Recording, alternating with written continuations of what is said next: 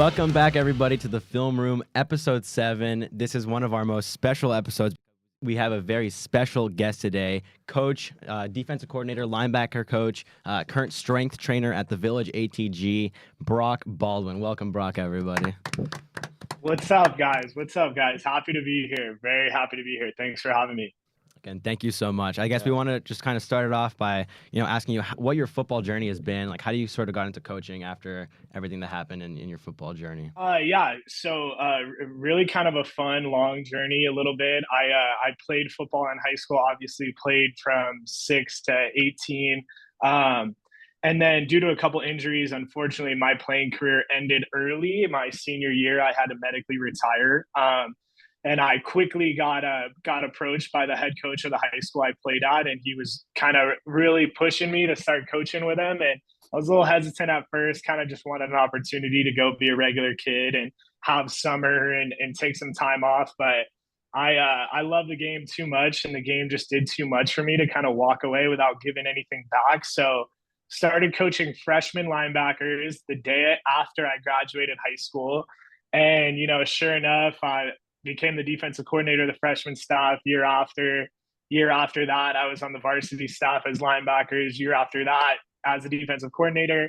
And then after 4 years under my belt, being the defensive coordinator at Westlake High School at 19, 20 years old, coaching against CJ Stroud, didn't go well, but just had a lot of really cool experiences and opportunities that gave me a pretty decent resume that allowed me to go to a really awesome place like Harvard Westlake, spent a couple of seasons as a linebackers coach, defensive coordinator there.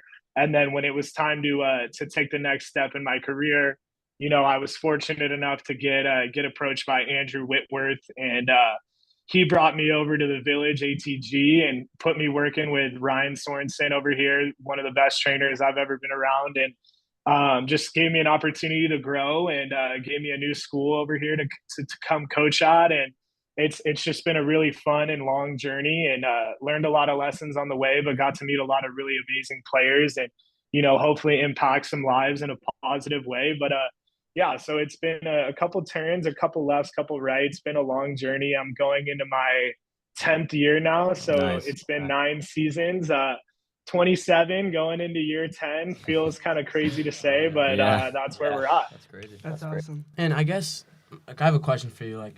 Did you kind of always know, because obviously, you like you said, you played linebacker in high school. Did you always know you wanted to be a defensive coach? And, obviously you still have a long way to go in your coaching journey. Do you think you'll ever maybe shift gears towards the offensive side, or do you think you're always going to stay on the defensive side? That's a really good question. I actually, it kind of reminds me of this moment. My senior year of high school, I was battling an injury and we were at practice, and I had never given coaching a thought. I had some coaches that were really tremendous in my development. And then I had some coaches that really, kept me up at night a little bit. So coaching was never really something I had in my mind until my senior year. I was dealing with an injury, and I went over to the JV defensive practice and was just kind of coaching the linebackers up as a player coach as best I could. And watching a kid kind of take the advice that I gave him and then use it and go get an interception, that moment and that feeling that I had, that happiness for that kid, it kind of opened the eyes a little bit of wow, this is something you could really do. That felt way better than any play I ever made for myself. So that kind of introduced the seed to me a little bit. And then once it was kind of hey, you're going to come coach here, I don't care what you say. I was all right, yeah, it makes sense naturally to go to the linebackers and gravitate towards defense. I have this whole theory, though, that I think some of the best offensive coaches are defensive minds. So it is something that I would like to dabble in maybe further down the line at a low risk, low stakes situation. But, I think some of those offensive guys have a tendency to make things a little more complicated than it needs to be. So I wouldn't mind the idea or the chance to go prove that offense can be a little more simple than it often is. So, yeah, it's definitely something I've thought about, but defense is just second nature to me. So I think that's somewhere I'm going to stay for at least a little while longer. And, 2 years ago, you're obviously at Harvard Westlake, coaching me and Ryan. And then, while you were at Harvard Westlake, your alma mater, Westlake was 0-10, right?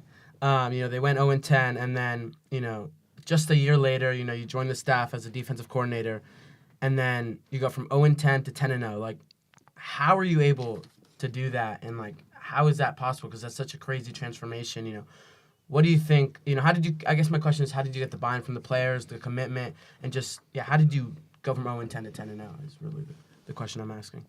It's a really good question. I think when you hear 0-10, there's not a lot of positives that kind of go along with 0-10, right? Like, gosh, we couldn't find a way to get one win under our belt.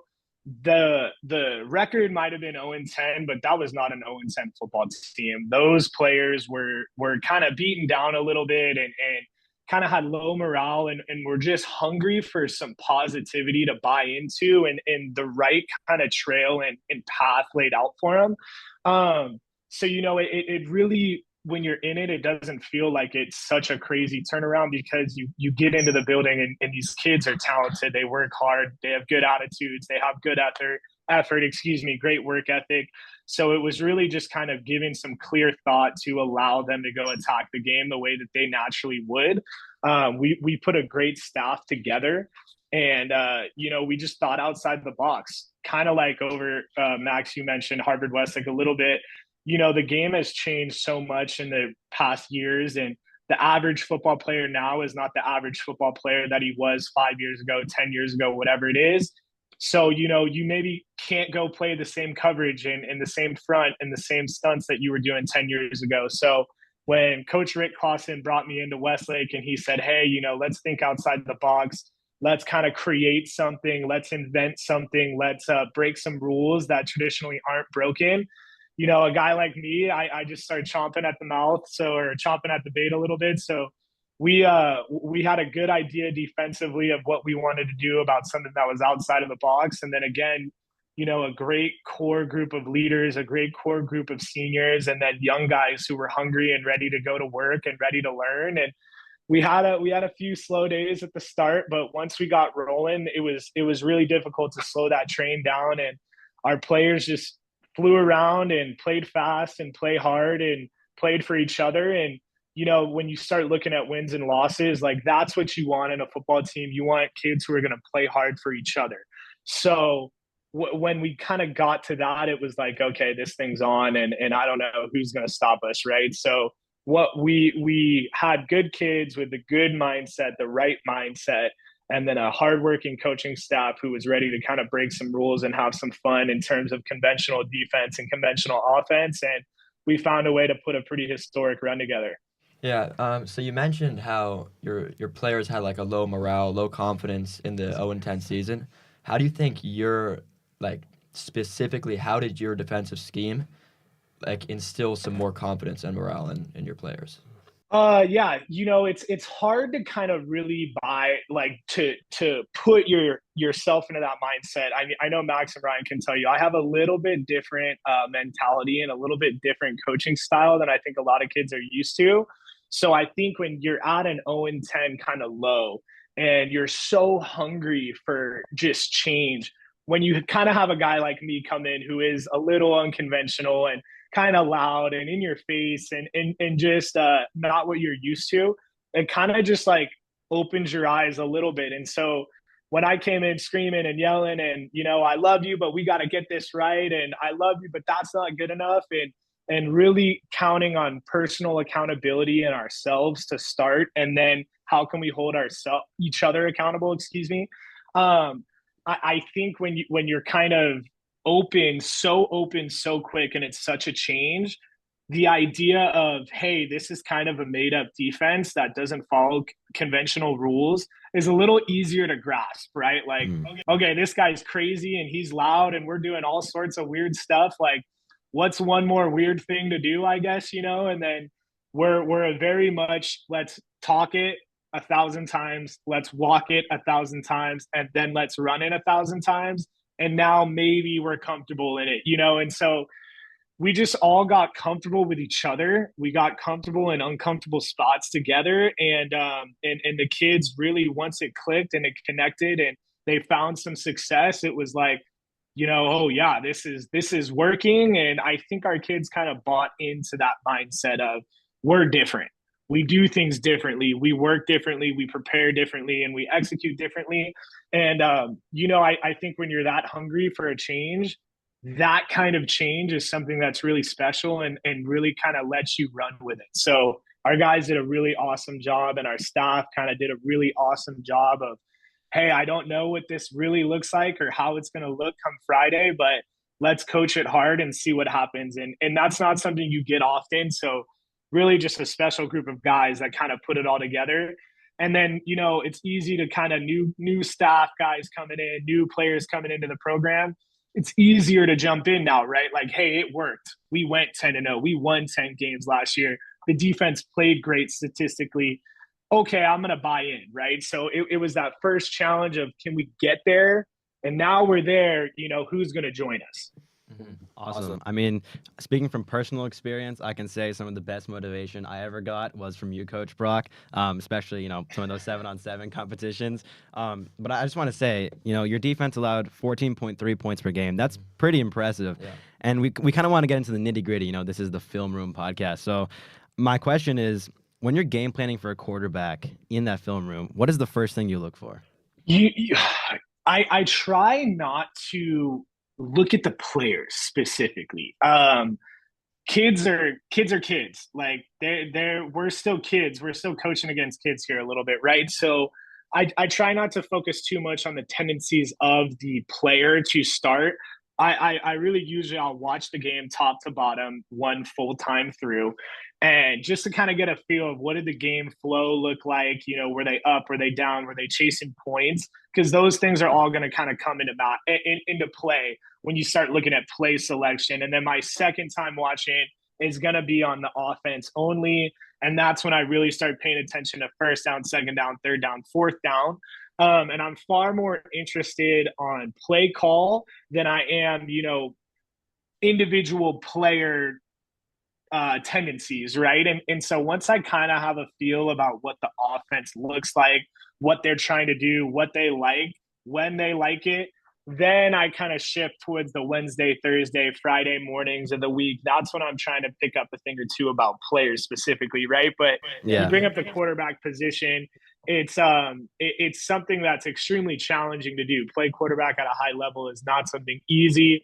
Not everybody can do it. So it's kind of just like, what is the coach asking this kid to do? How well does he do it? And then what does he do when he's in a jam? Right. And so if I can kind of get a good idea of what the offense likes to do when it's in that flow state, now I can kind of pay attention to what is causing that offense to get out of that flow state. I wanted to shift gears a little bit. Obviously, we were talking about Westlake going from 0-10 to 10-0. You go 10-0 in the regular season, and then first playoff game, you have all the momentum in the world. What do you think happened? You go 10-0, and then you just lose the first playoff game. What do you think happened? Why do you think the momentum wasn't there on that night, or against? I believe it was against Villa Park, if I'm not mistaken. But sure was, yeah, sure was. I don't think I'll forget that one. I think there's a lot of things that very rarely does one thing lose you a football game. I think there are a lot of things that play in that. I'll kind of just hit on some of the main ones. Like, we went from 0-10 to 10-0. That's kind of a complete 180-degree change, right? Like, the whole program got kind of flipped upside down a little bit. So I think some success got to our heads a little bit, and the way we prepared and the way we kind of approached the game at 10-0 looks a little bit different than coming off an 0-10 season. So I think a little bit got to our heads, and we got used to winning. I think a big portion of it is we got put into Division IV playoffs this past year, which is amazing. I love the challenge. I think Westlake's last year in playoffs was 2 or 3 years prior. And I just don't think that Division IV was something that our guys were used to. We had a schedule that was favorable for us during the season. And so I don't think many of our teams that we played against ended up going higher than Division V or VI. So we kind of got the big jump there. And those guys are Division IV for a reason. I think they had a lot of size, but most importantly, they had a lot of experience. That was a team that had been to playoffs the last 9 years. So that's a culture, and that's a program that knows that playoff feeling. And it's different. Playoffs different. The footballs you use are different. The amount of referees are different, So the preparation is a little bit different.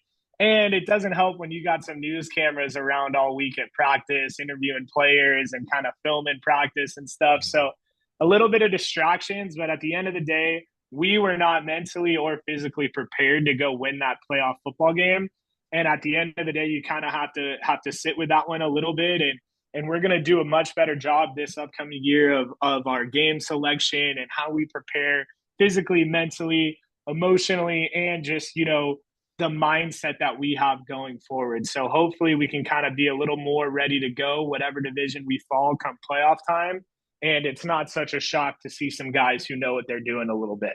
Right. And, obviously, to name a couple players, you guys have a very great team. And, Niles Davis, to mention one, is at Cal. Obviously, his brother, Charles Davis, incoming senior, I believe. So, and you guys also just got a transfer to DeMar DeZern. What do you think this team has to do? You have a lot of talented players. What do you think this team has to do to go all the way this year?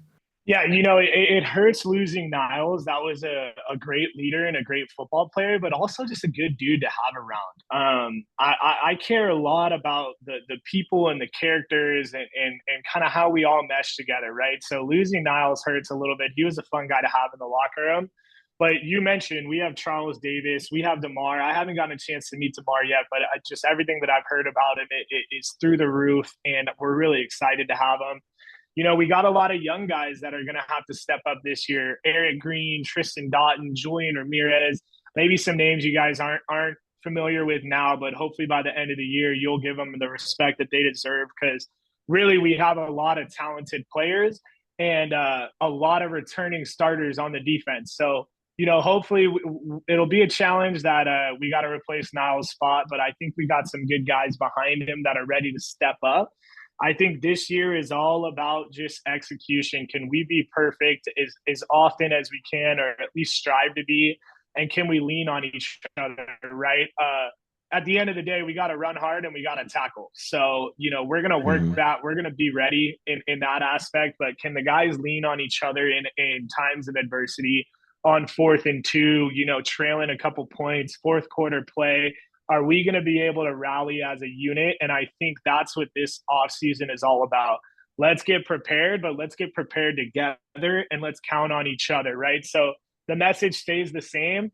Let's just double down and do it harder and do it more and do it again. Yeah. And we're talking a lot about your football career, but, something that, kind of came out of nowhere. Obviously, I know you as, Coach Brock, but just in terms of football, but then, to start training at the Village, how did that come to be? And, how did you get into that? Because obviously you didn't go to college for that or anything. So, yeah, kind of take us through that. Yeah. So it's a fun and crazy story. So I actually interviewed for the head coaching job at Westlake High School. Very fortunate that my resume was picked and that I got to be one of the finalists for the interview process over there. They were doing things a little bit differently. It was an interview by committee, and it was a committee of community members and, all sorts of different people that were involved in the community and involved in athletics and involved in the education system over here. And Andrew Whitworth, Walter Payton Man of the Year, Rams legend, NFL football player, long time. I think he's actually the longest tenured left tackle in the game or something like that. He's really special, man. He was a part of that committee. And so although they weren't ready to hire a 25-year-old, and, I think at 25, I wasn't quite ready to be a head coach anyhow. It gave me the opportunity to get exposed to Andrew at Big Wit, as we call him. And the next morning after the interview, I got a text from some crazy number with some weird area code from Louisiana, and it was Andrew Whitworth, Walter Payton Man of the Year, giving me a call, telling me that he was really happy with the way I interviewed. He really appreciated my professionalism, and he talked a lot about transformational leadership, which is something that I've really, really, really focused on in my coaching career, and it's a big part of why I think players enjoy playing for me. And, I think Andrew liked what I had to say. And so he wanted to roll the dice on me and give me an opportunity to come work at the gym and learn from, as I mentioned previously, the best to do it, Ryan Sorensen. And at the time I didn't know it was Ryan, and I actually used to train with Ryan. I was one of Ryan's athletes. He trained me when I was in high school and early middle school. So, when I heard it was Ryan and I got my feet into the building, I knew exactly what it was going to take. Ryan is a professional to the truest sense, and he's an absolute expert. I mean, I don't know if I know anybody who knows it like he does, and what he gets out of the players is really special, but what he gets out of everybody in the room is really special. So, Andrew put me in the building with the right pieces and allowed me to just kind of stick my head down and grind and learn and learn. And, next thing you know, you have an opportunity over here to start working with incredible athletes and incredible leaders. And most importantly, incredible men like Cooper Kupp, Puka Nacua, Tyler Higbee, Coleman Shelton, Rob Havenstein, Jonah Jackson, all these big dogs in the NFL that you're blown away when you hear their name, and then you get to see them in person, and you're even more blown away by the man that they are and the leaders that they are. So it was a weird little transition that just happened, but I'm very, very thankful for Ryan and Andrew for giving me the opportunity, and I'm loving it. So clearly you have a lot of experience. You've had the opportunity to not only train with high school players, but also with NFL players. So what's the biggest difference between how an NFL player trains versus how a high school player trains? There's a lot of differences, but there's a lot of similarities too. I think the big thing with these guys is the preparation. These guys come in hydrated, they come in well rested, they come in well fed, they come in ready to go to work. You get that professionalism aspect out of these pro guys to where they understand that they have a job to do, and this is a part of that job just as much as it is catching the ball on 3rd and 5, right? So high school athletes, they're going to work hard. Some of them are going to work just as hard as the pro athletes. I think the big difference that you're going to see is the preparation, the rest, the recovery, those kinds of things. And then obviously, a high school kid's going to have a couple more distractions than a pro athlete would have. Definitely, as I mentioned, the pro athlete guys, they know this is their job. I'm coming into work.